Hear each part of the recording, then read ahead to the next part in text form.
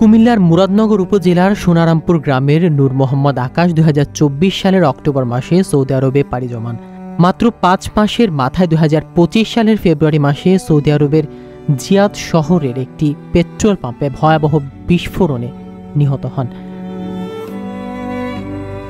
তারপর থেকে তার মরদেহ একটি হাসপাতালের মর্গে পড়ে রয়েছে। দেশে ফেরাতে পরিবার এখনও মরিয়া।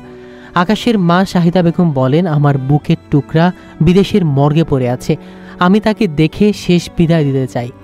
আর বাবা রফিকুল ইসলাম জানান, ধার দেনা করে বিদেশ পাঠিয়েছিলেন আকাশকে, এখন মরদেহ ফিরে না পেয়ে প্রায় দিশেহারা।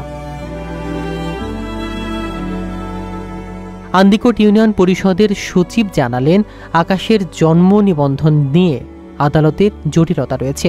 ইউনো বলেন, পরিবারের লিখিত আবেদন পেলে প্রয়োজনীয় সহযোগিতা করা হবে। তবে কুমিল্লা কর্মসংস্থান অফিসের কর্মকর্তারা যোগাযোগ এড়িয়ে চলছেন। পরিবারের দীর্ঘদিনের অপেক্ষা আর প্রশাসনিক জটিলতায় মরদেহ ফেরানো হচ্ছে না তার, যা তাদের ব্যথা ও হতাশা আরও বাড়িয়েছে।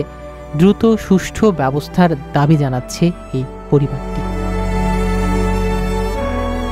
আপনার স্বপ্নগুলো আকাশ ছুবে প্রবাসীর হেলিকপ্টারের মাধ্যমে। বিয়ে, জন্মদিন অথবা যে কোনো বিশেষ প্রয়োজনে হেলিকপ্টার ভাড়া করতে যোগাযোগ করুন স্ক্রিনে দেয়া নাম্বারে। প্রবাসীর হেলিকপ্টার, নিরাপদ ও সাশ্রয়ী বাহনের বিশ্বস্ত নাম।